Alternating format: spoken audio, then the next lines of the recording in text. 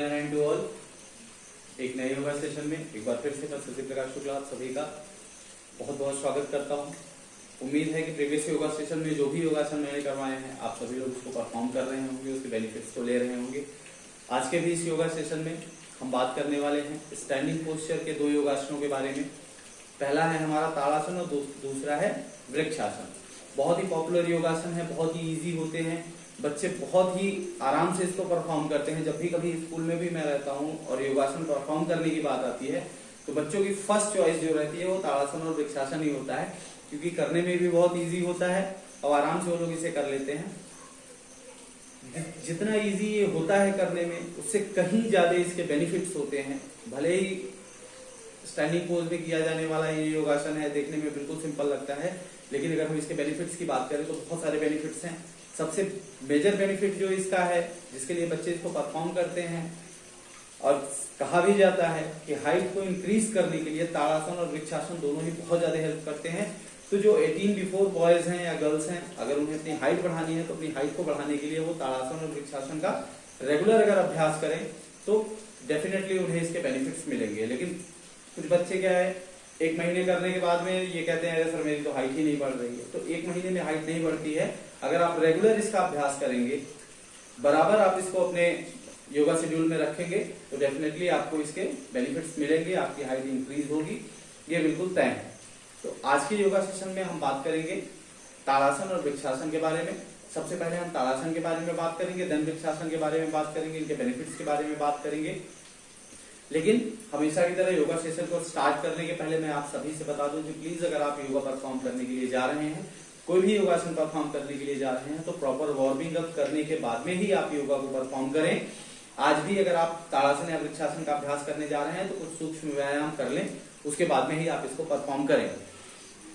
सबसे पहला योगासन जो हमारा है ताड़ासन। ताड़ासन को परफॉर्म करने के लिए सबसे पहले मैं आप सभी को बता दूं कि आप सभी लोग इसे परफॉर्म कर सकते हैं, बट फिर भी जिनके पैर में थोड़ी बड़ी प्रॉब्लम हो, पैर से उन्हें खड़े होने में दिक्कत हो या बॉडी का बैलेंस बनाने में दिक्कत हो, तो वो लोग इसका अभ्यास आराम से करें।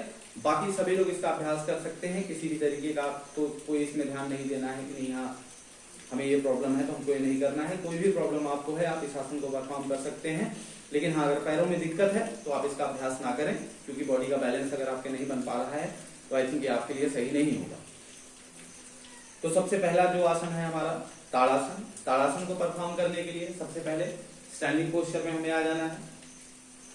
बॉडी को बिल्कुल सीधा रखना है, दोनों पैरों को आपस में मिला लेना है।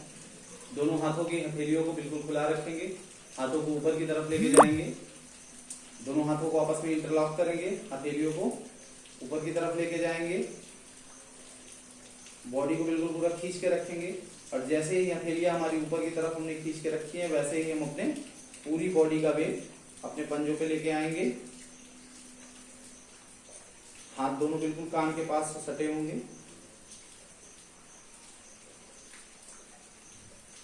जितनी देर आप इस अवस्था में रुक सकते हैं उतनी देर आप रुकने की कोशिश करें।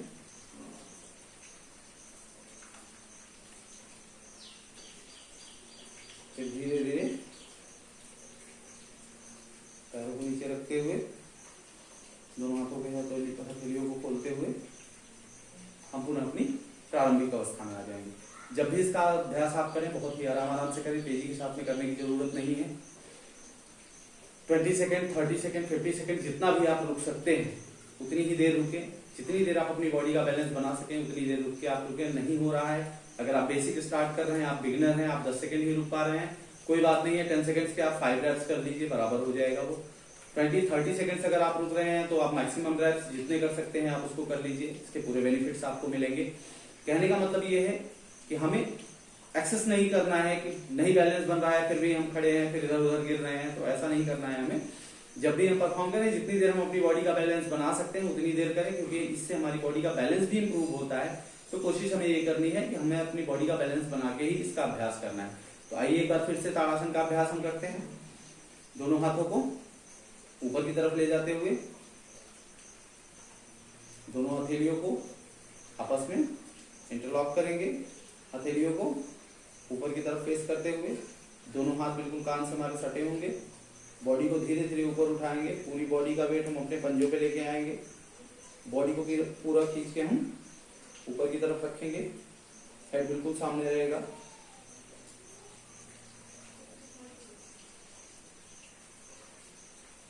जितनी देर आप होल्ड कर सकते हैं उतनी देर आप होल्ड करें। आराम से जितनी देर आप रुक सकते हैं इस अवस्था में रुकने की कोशिश करें।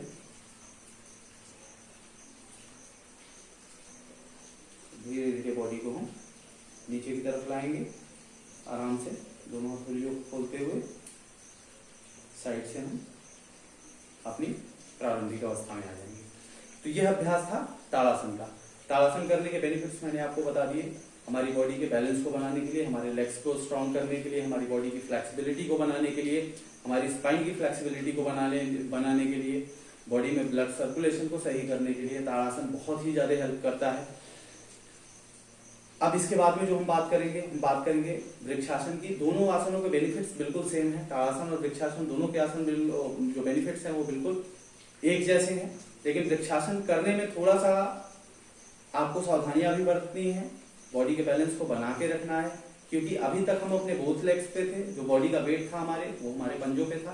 अभी हम सिंगल लेग के साथ में इसका अभ्यास करते हैं, तो थोड़ा सा हमें अपने बैलेंस को बना के रखना होता है। तो आइए एक बार देख लेते हैं कि किस तरीके से हम वृक्षासन का अभ्यास करते हैं। वृक्षासन परफॉर्म करने के लिए हम अपने राइट लेग और लेफ्ट लेग दोनों से इसका अभ्यास करते हैं। आप चाहे तो 3 रेप्स बोथ साइड से कर सकते हैं। अदरवाइज अगर आप बिगिनर हैं, एक ही बार करना चाहते हैं, तो कोई दिक्कत नहीं, आप एक ही बार इसका अभ्यास करिए। लेकिन सबसे पहले आप कोशिश ये करिए कि अगर आपने राइट लेग से परफॉर्म किया है तो लेफ्ट लेग से भी इसे जरूर परफॉर्म करें। एक ही लेग से करके इसको ना छोड़ें। तो सबसे पहले मैं राइट लेग को ऊपर की तरफ उठाऊंगा, लेफ्ट लेग से मैं इसको परफॉर्म कर रहा हूं। तो आप सभी लोग देखिए, सबसे पहले हम अपने राइट लेग को उठाएंगे और लेफ्ट लेग की थाई के बिल्कुल टॉप पे हम इसको रखेंगे और बॉडी के बैलेंस को बनाने की कोशिश करेंगे। तो धीरे धीरे पैर को उठाना है, लेफ्ट लेग की थाई के पास में ले जाके पूरा हमें पैर को लगा के बॉडी के बैलेंस को बनाना है। इसके बाद धीरे धीरे दोनों हाथों को ऊपर की तरफ उठाते हुए नमस्कार मुद्रा में, हाथ बिल्कुल कान से सटे होंगे।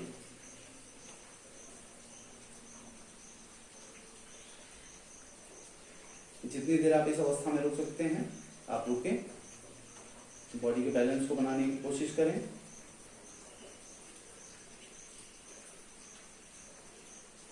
पैर संबंधी जो भी छोटी समस्याएं, बड़ी समस्याएं होती हैं, वो सभी हमारे इस आसन को करने से दूर हो जाती हैं। घुटनों संबंधी कोई भी समस्याएं हमें नहीं होती हैं।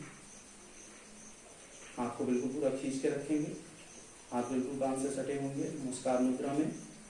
जितनी देर आप इस अवस्था में रुक सकते हैं रुकें। इसके बाद में धीरे धीरे आप पहले दोनों हाथों को खोलते हुए हम साइड में लेके आएंगे। उसके बाद धीरे धीरे पैर को हम अपने नीचे की तरफ लेके आएंगे। तो ये हमने एक साइड से इसका अभ्यास किया।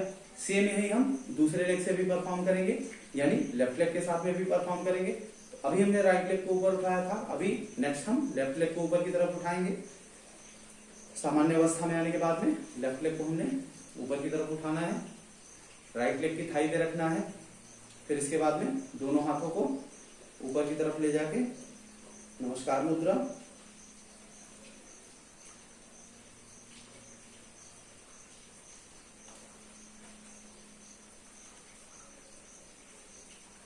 जितनी देर आप रुक सकते हैं आप रुकें, बॉडी के बैलेंस को बनाने की कोशिश करें।